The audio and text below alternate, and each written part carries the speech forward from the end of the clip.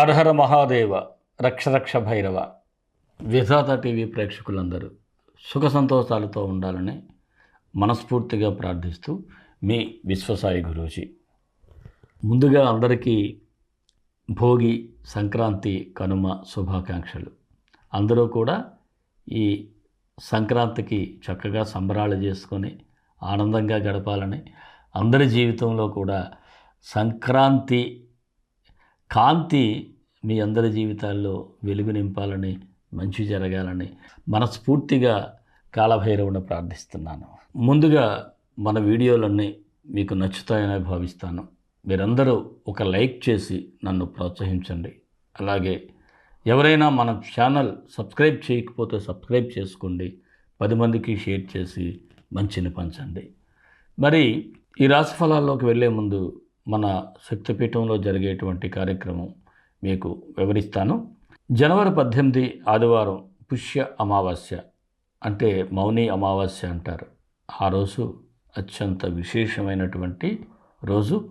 అందరూ ఎటువంటి కర్మనైనా తొలగించేటువంటి అద్భుతమైనటువంటి అమావాస్య.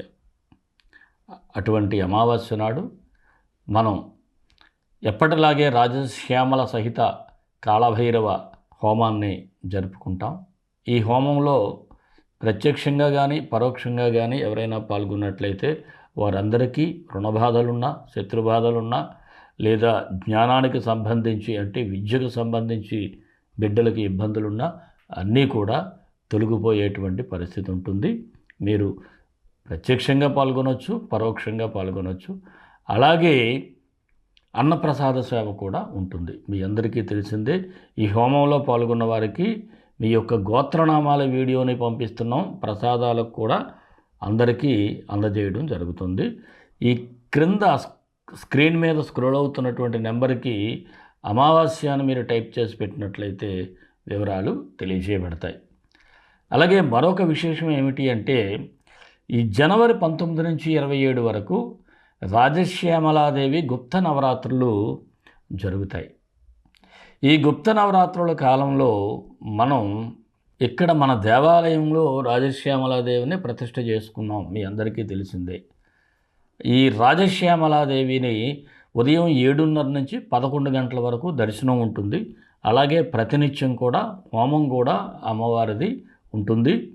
ఈ హోమంలో కూడా ఎవరైనా ఈ నవరాత్రులు కూడా పాల్గొనవచ్చు. పాల్గొనేవారు ప్రత్యక్షంగా కావచ్చు, పరోక్షంగానే సరే పాల్గొన్న విశేషమైనటువంటి ఫలితం ఉంటుంది.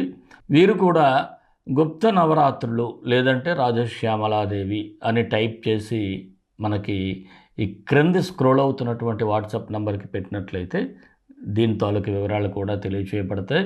మీ అందరికీ కూడా అద్భుతమైనటువంటి విజయాలు సంప్రాప్తిస్తాయి. ఎందుకంటే మూలా నక్షత్రం ఇవన్నీ కూడా ఈ యొక్క ఈ నవరాత్రుల్లోనే ఉంటాయి కాబట్టి అమ్మవారి అనుగ్రహం అంతా. మరి రాశిఫలాల్లోకి వెళ్ళిపోదాం. కుంభరాశి జనవరి 16 నుంచి 31 వరకు కుంభరాశి వారికి ఎలా ఉంటుంది?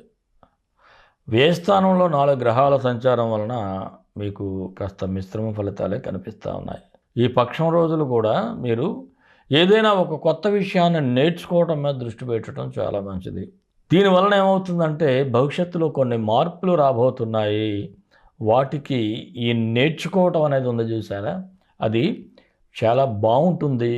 మీకు అడ్వాన్స్ నాలెడ్జ్ కూడా వచ్చేటట్టుగా ఉంటుంది.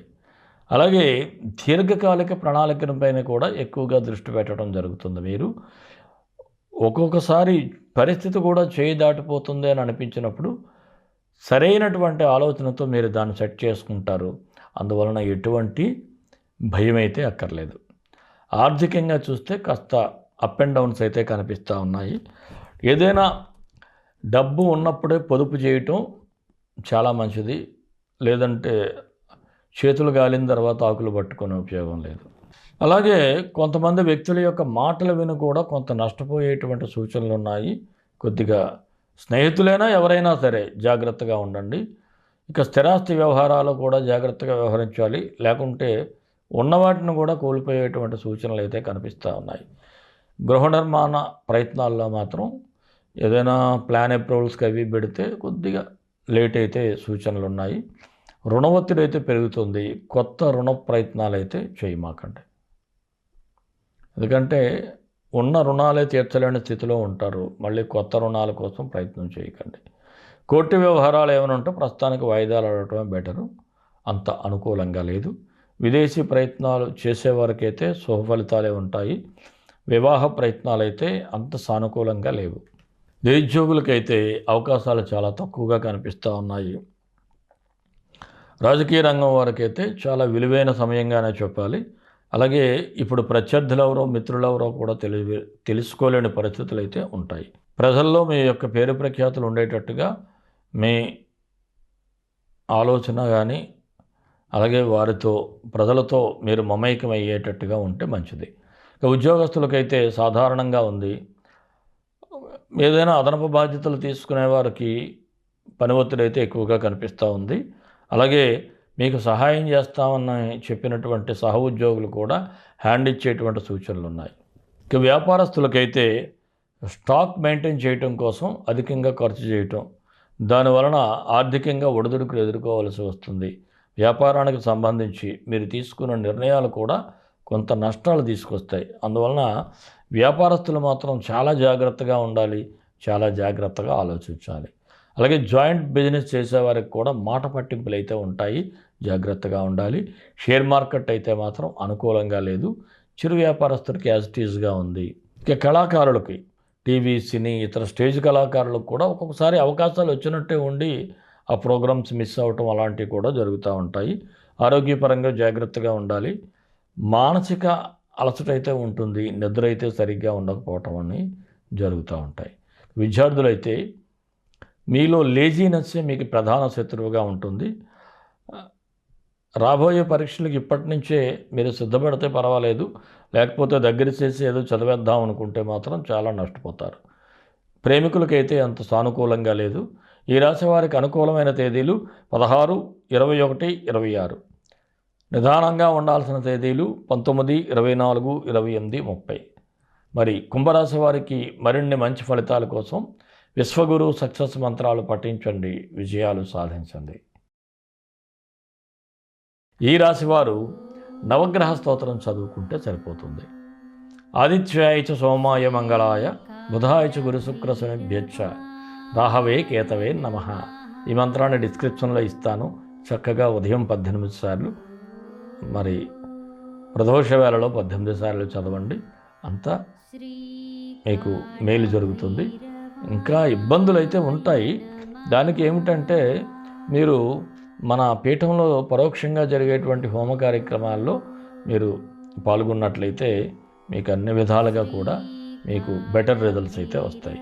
మరి మన ఇష్టదైవం కాళభైరవుడు, కాళభైరవ గాయత్రి. కాళకాళాయ విద్మహే కాళాతీతాయ ధీమహి తన్నో కాళభైరవ ప్రచోదయాత్. దేశం కోసం, ధర్మం కోసం, భారతీయ సంస్కృతి విలువల కోసం పాటుపడదాం. స్వస్తి.